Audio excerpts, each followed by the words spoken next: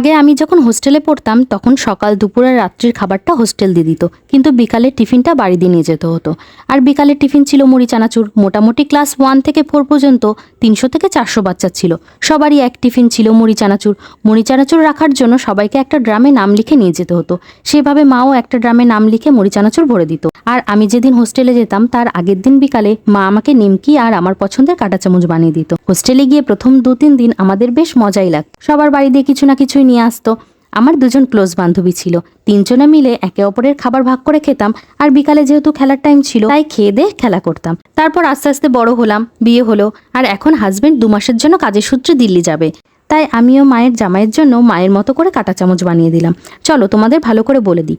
প্রথমে ময়দা, সুজি, চিনি, লবণ আর ডিম দিয়ে একটু জল দিয়ে ভালো করে মেখে নেবে। 10 মিনিট রেখে ছোট বল করে ময়দা দিয়ে কাঁটা চামচের ওপর চেপে গোল করে নিয়ে একটা শেপ করে নেবে। তারপর তেলে ভেজে নিলেই তৈরি।